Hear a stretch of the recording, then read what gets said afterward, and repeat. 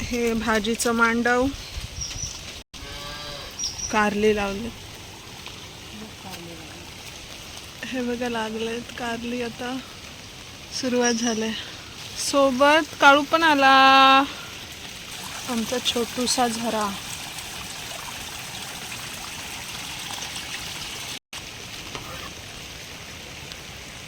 हे मम्मी पप्पाने मिळून तयार केलंय. चल काळू चल, मोठी झाली मस्त ना. दुधी जास्त नाही आहेत, फक्त अशी 4-5 झाडं अशी लावलीत, प्रत्येक वेली वेगवेगळ्या. हे मम्मी पप्पांनी दोघांनी मिळून एवढं काम करतात माझे मम्मी पप्पा. भेंडी लावलेत. हे मांडव उभं केलंय भाजीचं. आत्ता पाऊस पडतोय त्यामुळे पाण्याचा प्रॉब्लेम नाही आहे, पण मे महिन्यामध्ये बेकार कंडिशन होती, पाणीच नव्हतं. तर मम्मी आत्ता भेंडी काढते. बघा मोठी झालीत, दिसली.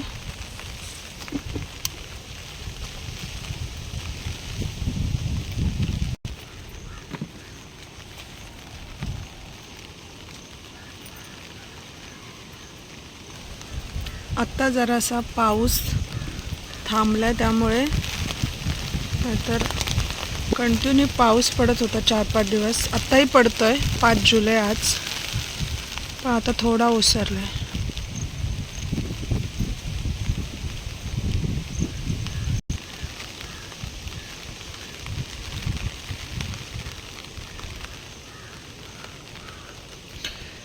नो नजर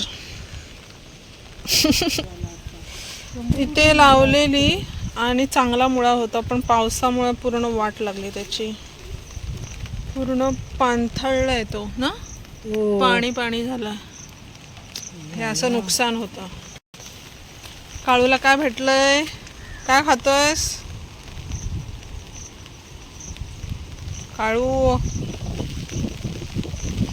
हे वाऱ्यामुळे लावलेलं पडलंय आता परत, नाहीतर आमच्याकडे एवढ्या बकऱ्या सतवतात ना, सगळं खाऊन टाकतात. मस्त डोंगरावर धुकं आलंय बघा, दिसलं. आता नागपंचमी येते तर तुम्हाला नागवेल दाखवते. हे बघा उगवले नागवेल. आता मोठी होते आणि मग त्याला फुलं येतात. आणि हे जे झाड आहे ना, त्याला बकुळीचं झाड म्हणतात. याला अशी मस्त लाल कलरची फुलं येतात आणि त्याला फळं सुद्धा लागतात, गुलाबी कलरची मस्त लागतात, गोड गोड पिकल्यानंतर. काळू सोबत आलाय, पण त्याला कुठे ना कुठे असा वास येतो. कसला वास येतोय तुला? हा, खेकडी शोधतोय तो. होय, तुझ्या नाकाला काय होतंय? चालला परत तो.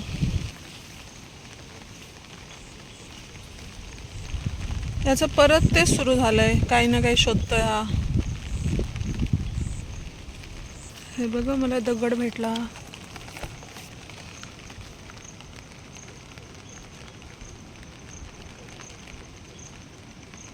यामध्ये ना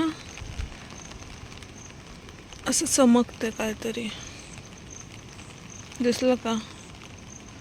कॅमेरा एवढा चांगला नाही आहे माझ्या मोबाईलचा, तरी पण दाखवते. सो परत ठेवला मी, नको मला. आज भेंडी थोडीच भेटली, म्हणजे ती अजून मोठी झाली नाही आहे, तर मम्मीने थोडीच काढली. भेंडीसाठी जास्त पाऊस चालत नाहीत, मुळात ऊन लागतो त्याला, आणि कंटिन्यू पाऊस पडतो त्यामुळे जास्त होत नाहीत ती. आमच्यापासून डोंगर एकदम जवळ आहे.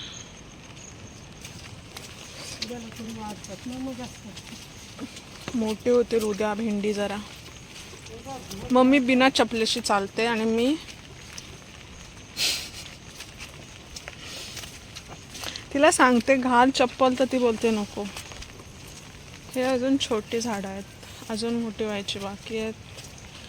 हे मे मध्ये लावलेलं आहे म्हणून ते जरा मोठे झालेत. हे आत्ताच टाकलेत. मी याचा व्लॉग करेन जेव्हा मम्मी पप्पा दोघं जण असतील, मग पप्पा मम्मी सांगतील माहिती जरा. हे ते तोंडली पण आहेत, जास्त नाही आहेत पण थोडीच ते लागलं आहे बघा, दिसलं. हे माक्याचं झाड आहे, भृंगराज. भृंगराज हे जवळ असून आम्ही काय लावत नाही आहेत. आणि आपण ऑनलाईन ऑर्डर करतो केसांसाठी, पण याचा रस लावायचा केसांना, केस काळे होतात आणि वाढतात सुद्धा. याला दगडफुटी काहीतरी असंही सुद्धा म्हणतात, नक्की कन्फर्म माहिती नाही आहे मला, पण असं म्हणतात. पण माका म्हणतात हे, आणि भृंगराज याला हे एवढं माहिती आहे. हे ॲप्पल बोरीचं झाड तोडलेलं पूर्ण, पण त्याची मुळं राहिलेली खाली, त्यामुळे ते परत उगवलं आणि एवढं मोठं झालं. इथे जागा नाही आहे जास्त, त्यामुळे ते एवढं मोठं झालेलं ना खूपच, त्यामुळे ते तोडून टाकलेलं. आता परत उगवलं ते. आणि कोडफड हे माहिती असेल, कंदमुळासारखं असतं कोडफड.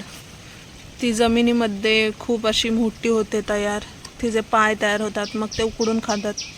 तर ती मुळं आहेत म्हणून हे उगवलेत. आता पाऊस पडला ना त्यामुळे आता एवढं मोठं झालं आहे. पण हे वरती पसरून काहीच नाही, आतमध्ये पसरत जातं ते. आम्हाला जायचं आहे खंडूसाठी चारा आणायला. तो मी वेगळा ब्लॉग बनवते आता. हा ब्लॉग सुरू केलेला वेगळाच आणि झाला वेगळा, असो.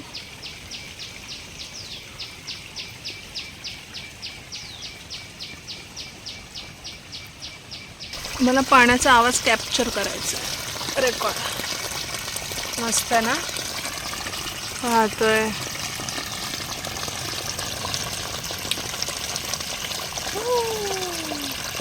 इथे परत दिसला बघा दगड,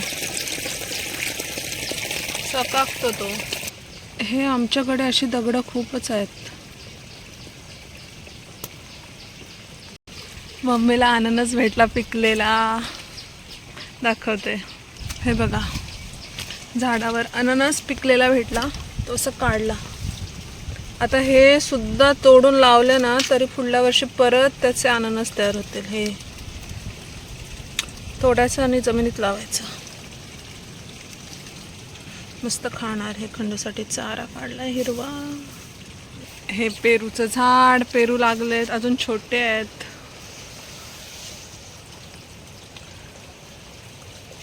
हे सगळं मम्मी पप्पांनी दोघांनी मिळून कष्ट करून तयार केलेलं नंदनवन आमचं. भाजीपाला आम्हाला आमच्या पुरतं तरी पुरतं, आणि मम्मी आणि थोडं विकायला सुद्धा होतं.